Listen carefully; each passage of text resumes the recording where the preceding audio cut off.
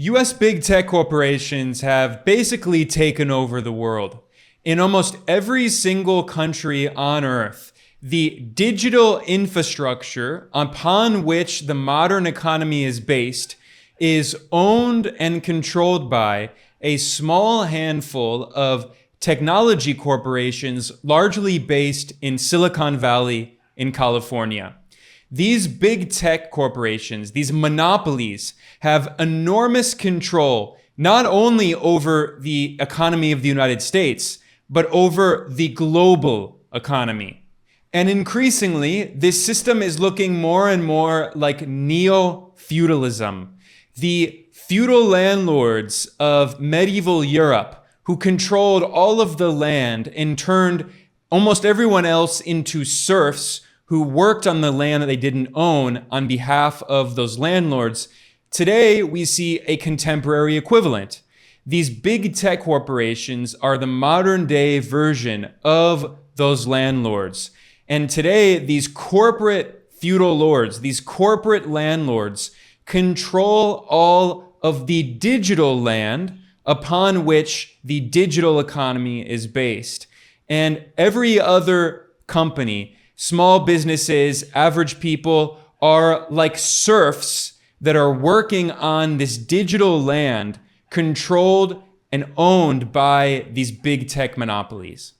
Now, Amazon is a perfect example of how these US corporate monopolies have become neo-feudal lords.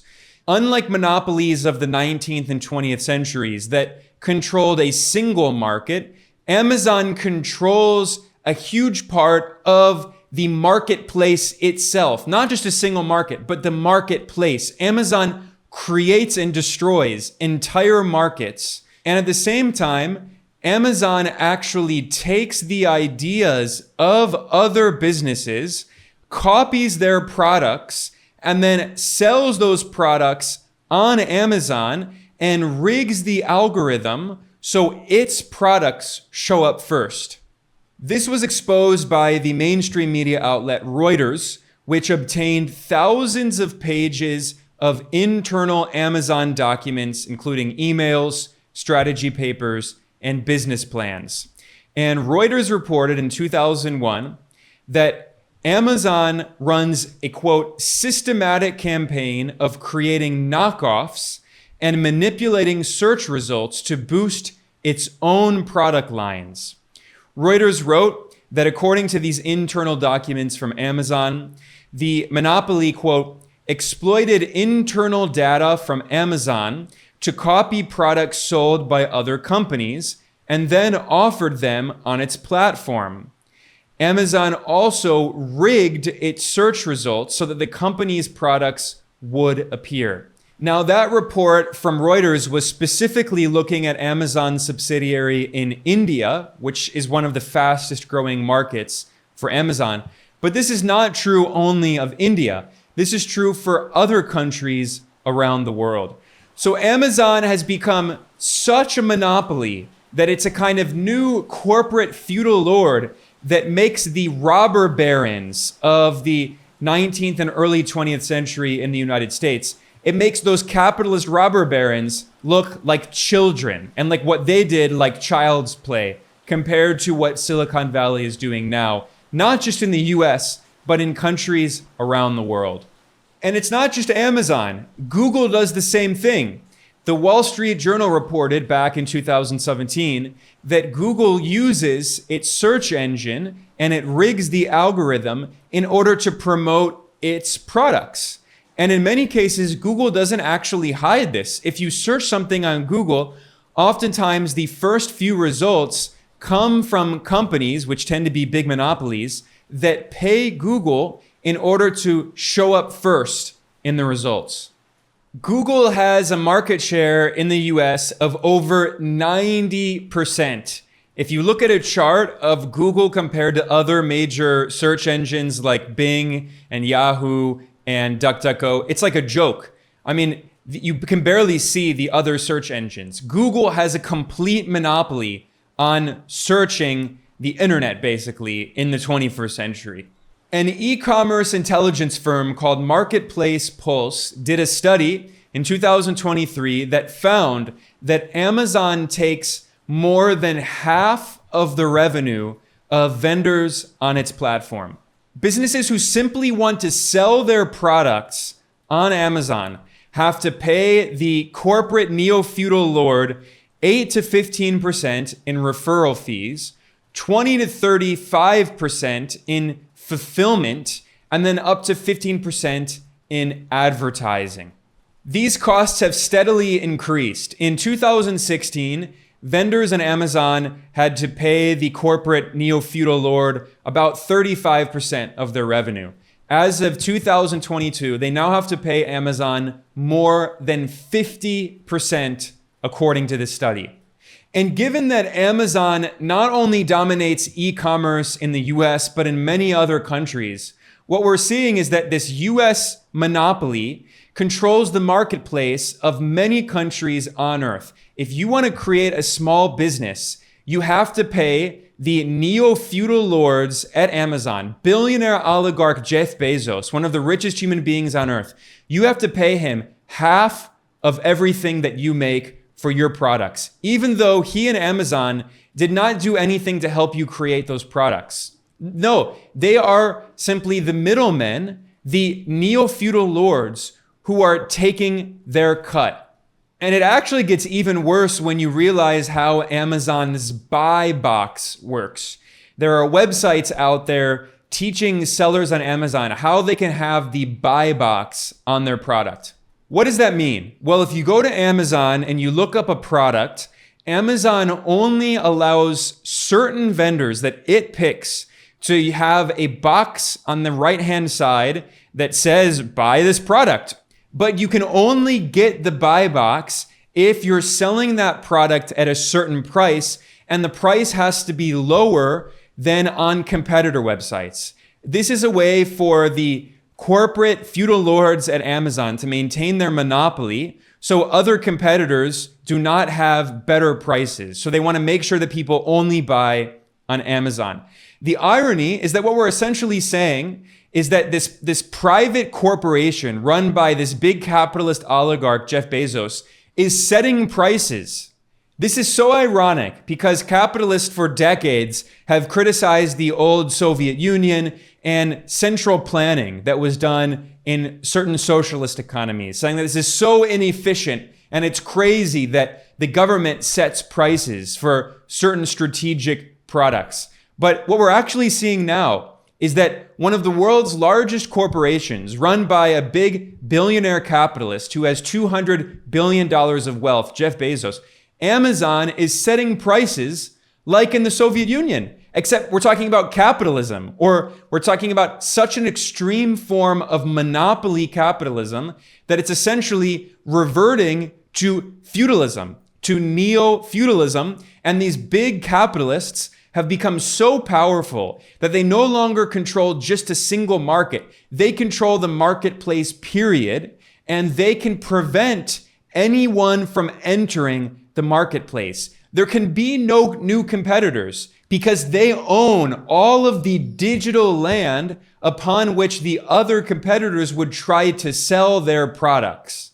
For those interested, I also have an article version of this analysis today, which you can find over at the website geopoliticaleconomy.com, that has a link to all of the sources that I'll be citing today. And I also have a link to that article in the description below.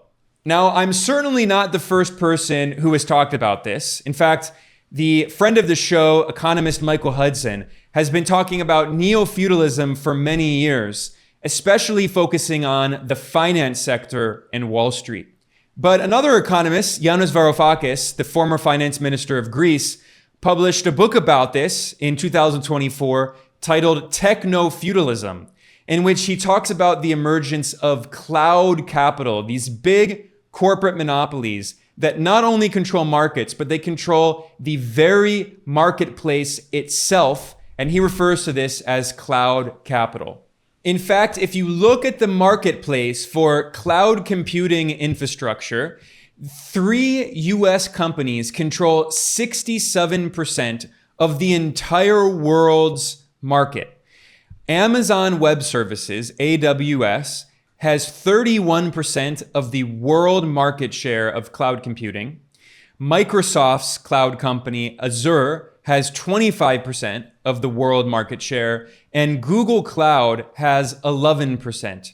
These three corporate monopolies, Amazon, Microsoft, and Google, control 2/3 of the world's cloud computing infrastructure, and this is the infrastructure upon which so much of the internet is built. If you want to use an app, if you want to use one of these major websites, they're often hosted on one of these big three monopolies. These are the cloud capitalists that Varoufakis also refers to as cloudalists.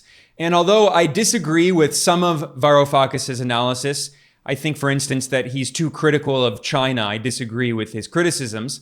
But I think one point that he is absolutely right about is how the US cloud capitalists, their fight to control the entire global digital economy is one of the main reasons driving Washington's new Cold War against Beijing.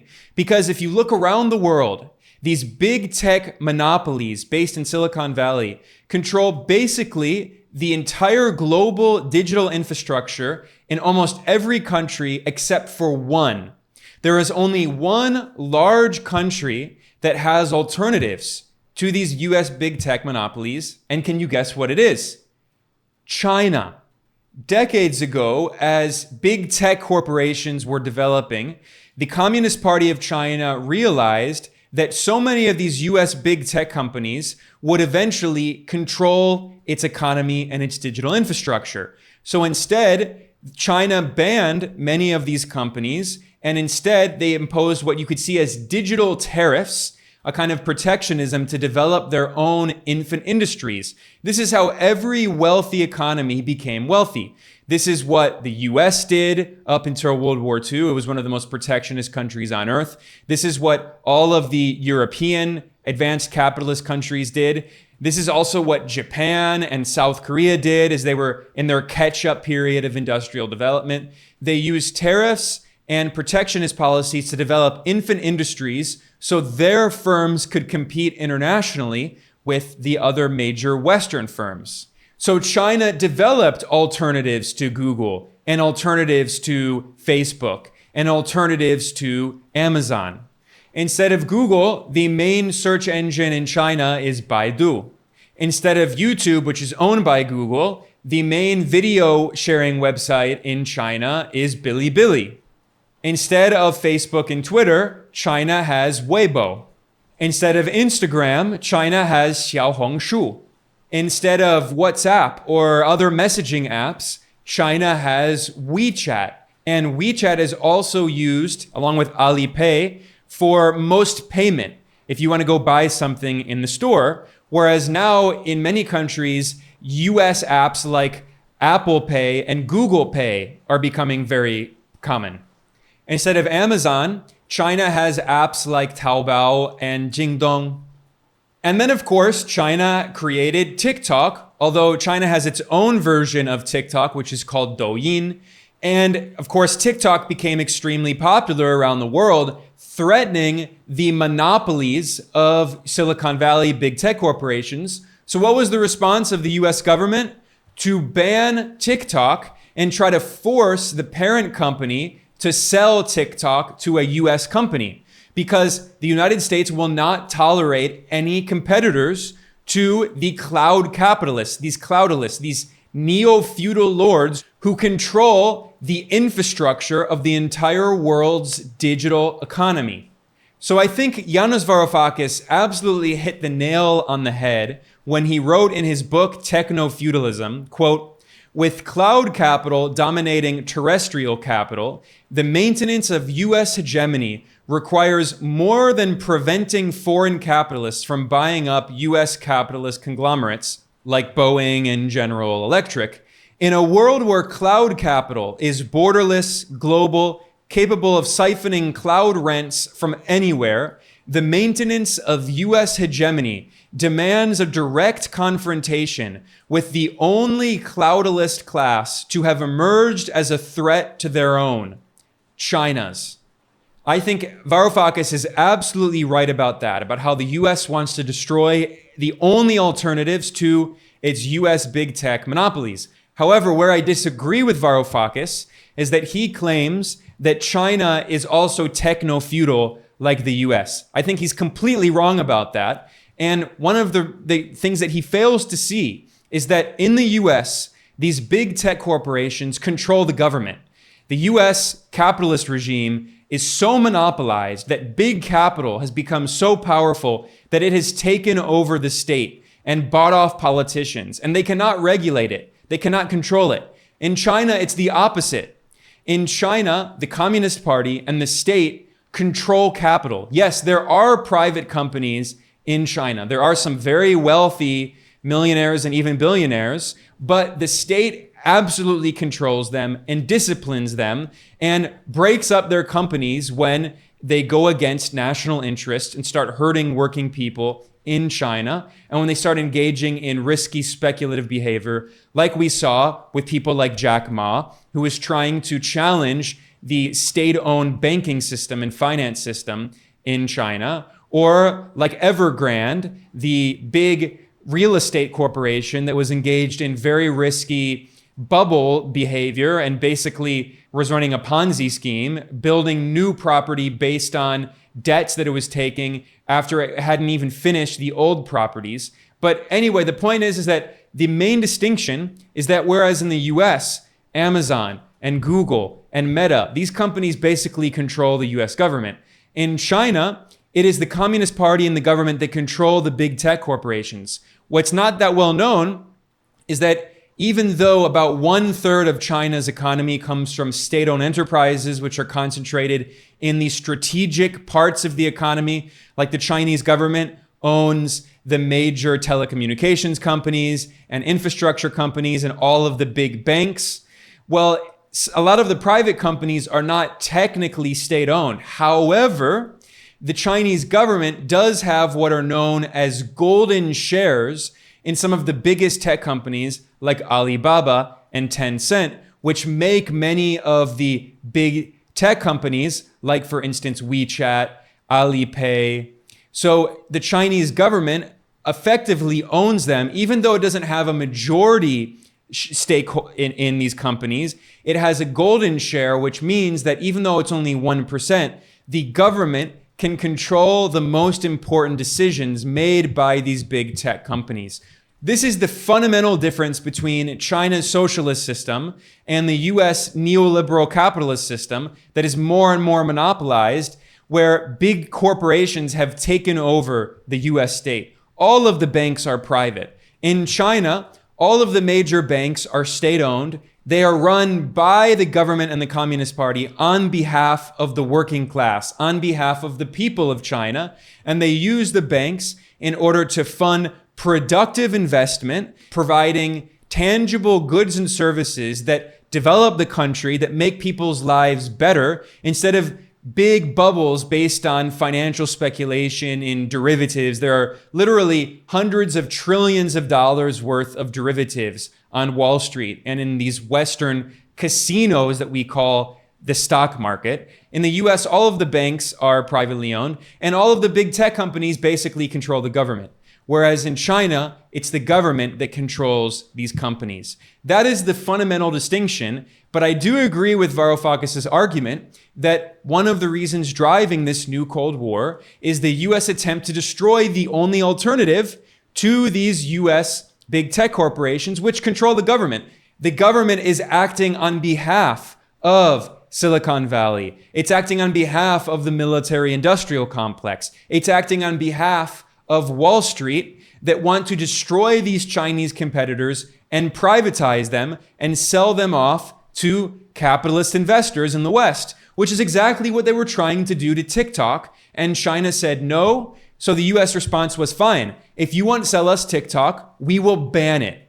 Now, this observation that in capitalism there's an inherent tendency toward monopoly, that's not new. We've known this for a long time. You can go back and read Karl Marx. He could clearly see in the 19th century that as corporations grew bigger and bigger, they would destroy all of their competitors and then dominate the entire market.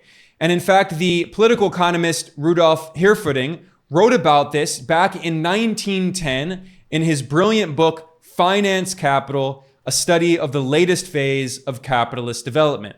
He showed how as corporations become bigger and bigger and monopolize industries, they also merge with bank capital and they form big cartels of finance capital that dominate not only entire industries in countries, but they dominate other countries, leading to the rise of imperialism, as Lenin famously wrote about. So the extraction of the value produced by workers around the world is more and more abstracted. And instead, that wealth, that capital is stored in the form of finance capital in banks that suck out the wealth of the workers of people, largely in the global south, in the colonized nations. And this eventually creates these conflicts between different financial capitalists that cause war. This is fundamentally imperialism.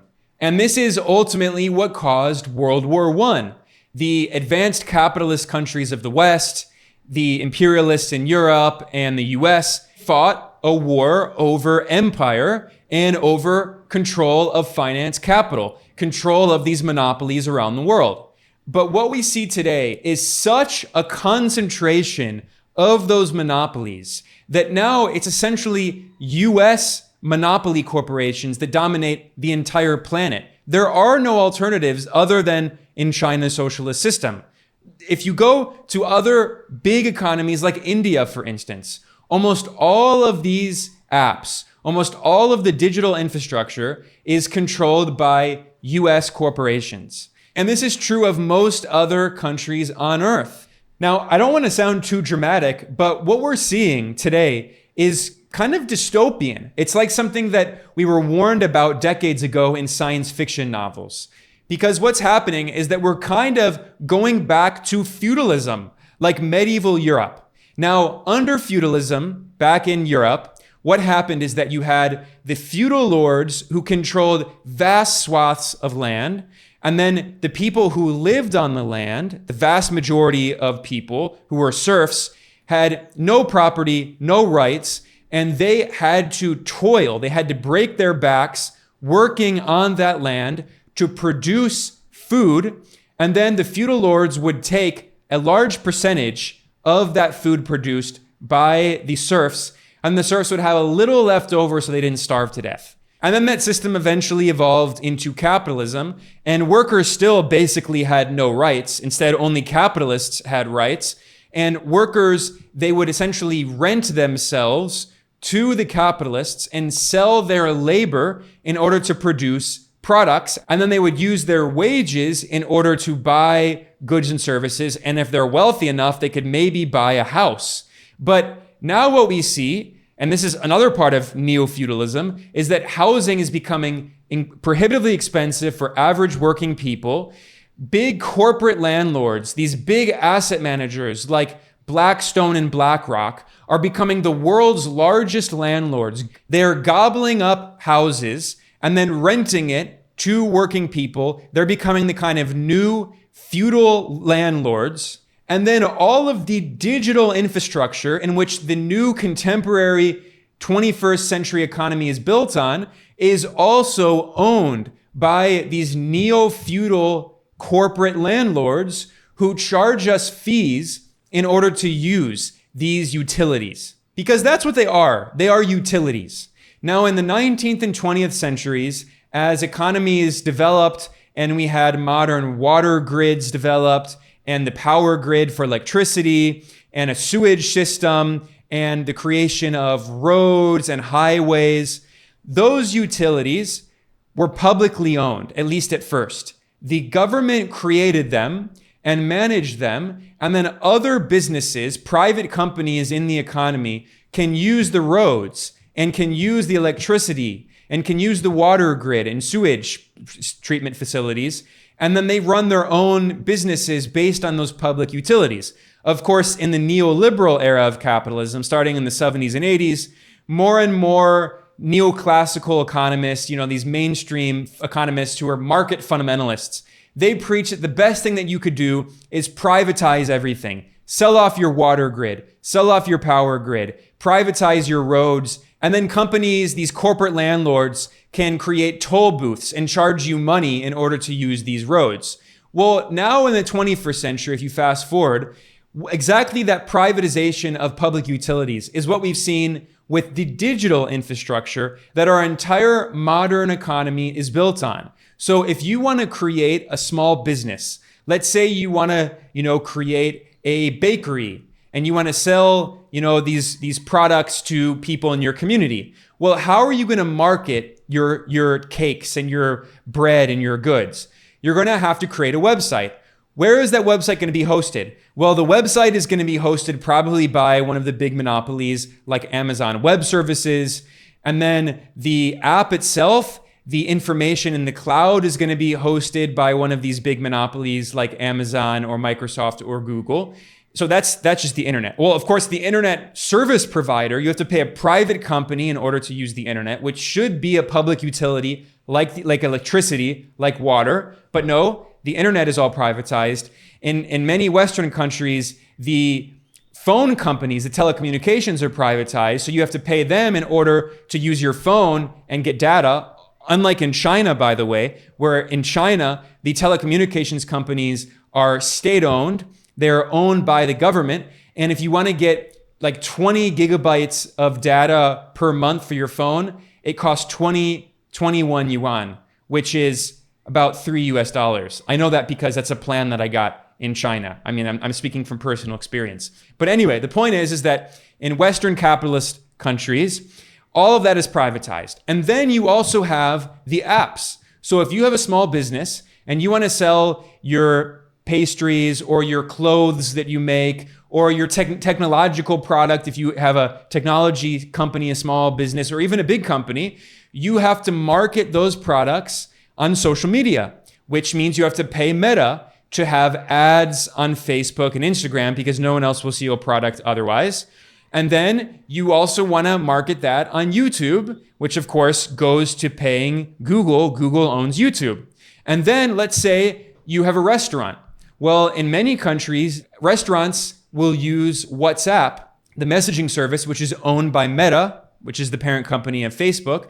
And then you can go through the menu and you can order your food on WhatsApp. And of course, this is also part of the monopoly. So the point is that all of these companies, whether it's a small business in a local community or even a big company that's not one of these monopolies, they rely on digital infrastructure that we need for the modern economy, which is all privately owned by a small handful of Silicon Valley corporations, these monopolies. And this is not, again, I need to emphasize, this is not only true of the US. I have traveled a lot. I've been to about 30 countries, especially almost all countries in Latin America. And everywhere you go in Latin America, small businesses, big companies, they all use WhatsApp, YouTube, Facebook, Instagram. I mean, they are colonized by US big tech corporations. Everyone uses Gmail, which again is owned by Google, which means that the communications of not only companies, but even governments.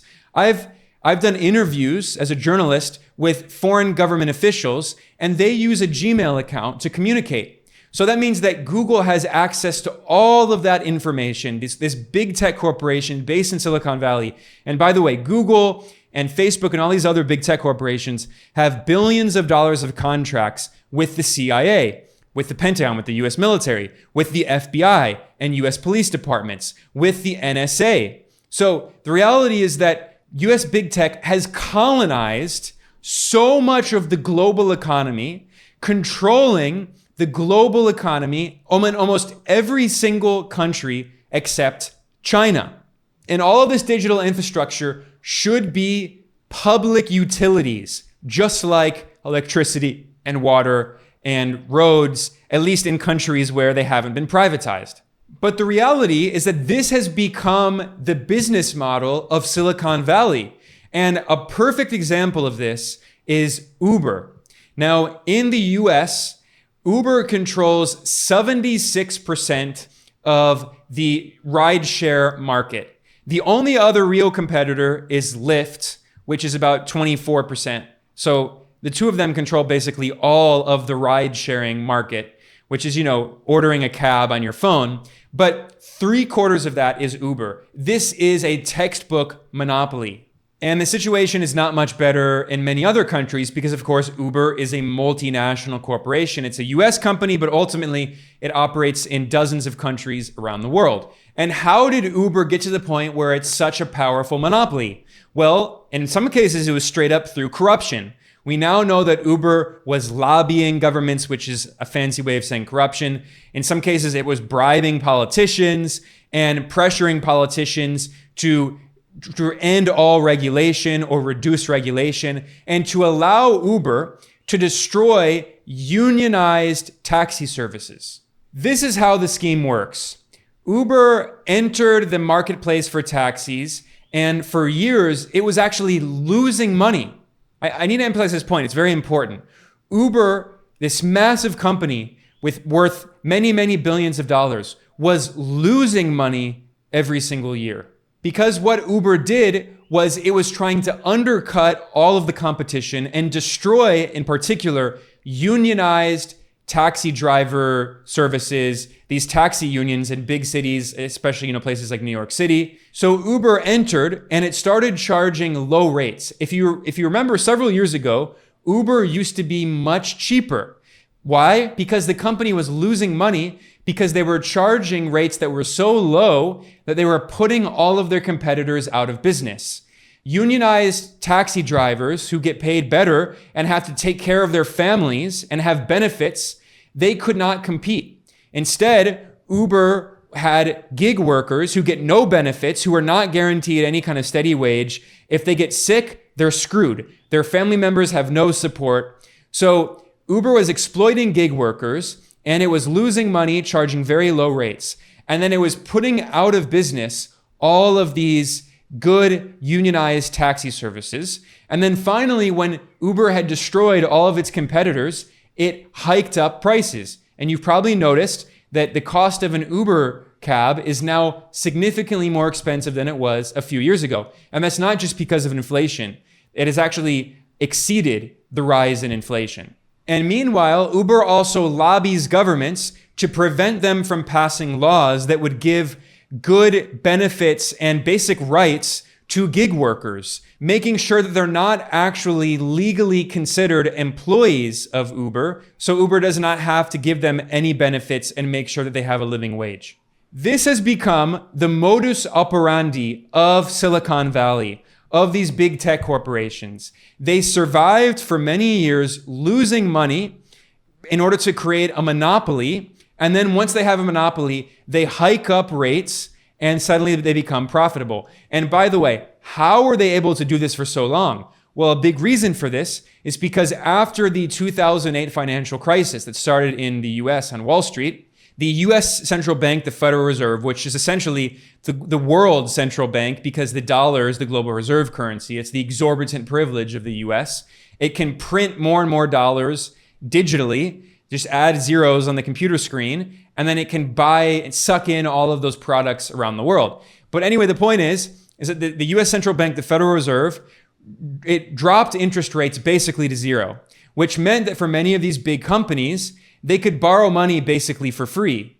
And in some cases, the interest rates on the loans they were taking were actually lower than inflation. So they were actually being paid to borrow money. So these companies like Uber and other big tech corporations could establish monopolies because yes, they were not profitable. They were never making money, but they could keep rolling over their debt with new loans that were basically free, or in some cases, they were being paid to take on. So that it was known as the ZIRP period, ZIRP, zero interest rate policy period. And it allowed this monopolization, not only of the US economy, but of so much of the global economy, of these big tech corporations in Silicon Valley colonizing the global economy. And we actually have a tangible example of how US big tech corporations are trying to destroy any competitors, Chinese competitors, to their monopolies. In fact, this was reported in August in Bloomberg. It noted that Apple is ramping up pressure on the Chinese companies Tencent and ByteDance to make fundamental changes to their most popular apps. Apple is demanding that these Chinese companies close loopholes that their in-app creators employ to funnel users to external payment systems, circumventing Apple's typical 30% commission. So Apple is saying, look, you cannot list your app in our store, which we have a monopolistic control over of anyone who has an iPhone. You cannot list your apps on iPhones unless you pay us 30% of all of your sales, even though we don't do anything to actually provide support to what you do. And 30% is just the beginning. What's going to prevent Apple from increasing it to 40% and 50% like Amazon already charges? And this is exactly what is happening now with Patreon. And in fact, this is one of the reasons that I wanted to make this analysis today. It's because this is affecting everyone, including creators, including journalists, independent journalists like me. Patreon has announced that Apple, one of the biggest corporations on earth, is charging Patreon 30% fees for all of the subscriptions done through the Patreon app, the iOS app, the Patreon app that you can download in the Apple App Store. So that means that even though Apple does not do anything, it does not provide any help to creators and independent journalists like us, they're taking 30% of all of the new subscriptions, all of the new memberships that are done through the app. So what this means is that if you are watching or listening to this and you're thinking about subscribing and helping to support our work or another creator's work, another journalist's work, you absolutely should never, ever in a million years download the app through Apple App Store, and become a subscriber there. Instead, you should only go to patreon.com/geopolitical economy if you want to support us, or if you want to support another journalist, media outlet, or creator, if you like their work, you should go to their website at patreon.com and subscribe there. Because what's crazy is that Patreon itself already takes up to 12%, a minimum of 8% and up to 12% in fees. So I, as an independent journalist, with all of the work that I do in creating these videos and articles and podcasts and all of the editing and all of that, after all of the work that I do and I upload it, then Patreon takes 12% of everything that I earn from the very generous viewers and listeners and fans that we have, and we're very grateful to you all for supporting us.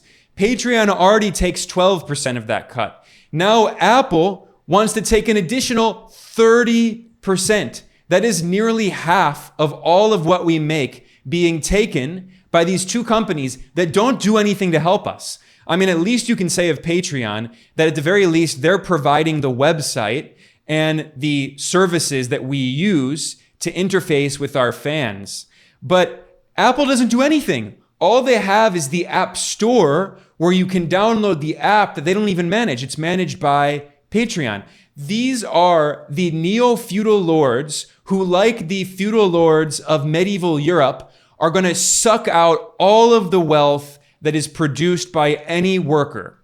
And of course, it's even worse for people who are actually breaking their back doing hard, manual labor. And then, they produce a product on Amazon, and then Amazon takes 50%. I mean, it's absolutely incredible. But for us in the digital economy, independent journalists like us at Geopolitical Economy Report, the reality is that we do not have any institutional support. We rely entirely on donations from viewers and listeners, and we're very grateful for their generosity. But these big tech corporations are trying to take more and more of what we produce, take more and more of your donations, ripping all of us off, and they don't do anything for it. It's absolutely incredible. This is the future of the economy that the US would like to impose on the rest of the world, to turn the entire world into a fiefdom for the feudal lords in Silicon Valley. This is why it's so necessary to fight back against them, these extreme monopolist capitalists who are trying to take over everyone and turn us all into their feudal serfs. And this is one of the issues, of course, that we talk about a lot here at Geopolitical Economy Report. On that note, I'm going to conclude here. Thank you all for joining me today. I will see you next time.